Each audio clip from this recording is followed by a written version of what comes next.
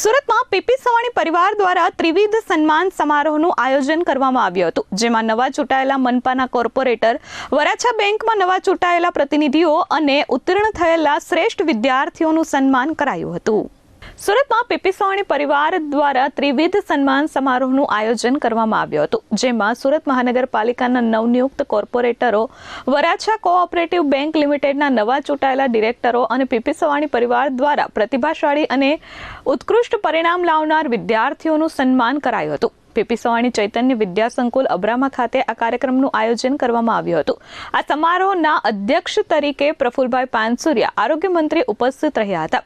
આ સાથે મહિલા મોરચાના પ્રદેશ અધ્યક્ષ અંજુબેન વેકરિયા પણ ઉપસ્થિત રહ્યા હતા. સુરતના નવનિયુક્ત મેયર માયાબેન માવાણી, ધારાસભ્ય પ્રવીણભાઈ ઘોઘારી સહિતના મહાનુભાવોએ ઉપસ્થિત રહી આ ત્રિવિધ સન્માન સમારોહનું માન વધાર્યું હતું. વિદ્યાર્થીઓને વધુ પ્રગતિ માટે પ્રોત્સાહિત કરવા માટે સૂચનો કરવામાં આવ્યા હતા અને સત્તા મળે ત્યારે પણ નમ્રતા જાળવવી અને ચૂંટણી જીત્યા પછી પણ પગ જમીન પર રાખવા જેવી શીખ આપવામાં આવી હતી.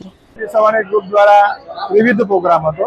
સર્વપ્રથમ તો જે હમણાં જે મહાનગરપાલિકાનું ઇલેક્શન ગયું તો તમામ જે અમારા વરાછા, કતારગામ અને મોટા વરાછાના વોર્ડના કોર્પોરેટરશ્રીઓનું સન્માન હતું. સાથે સાથે નવનિયુક્ત મેયર માયાબેન માવાણીનું સન્માન હતું.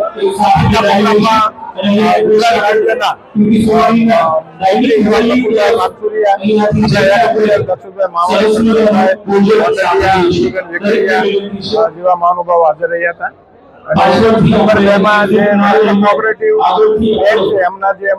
નવા સન્માન અને ધોરણ 11માં 90-95% એ વિદ્યાર્થીઓનું સન્માન. Bureau report S24 news, Surat.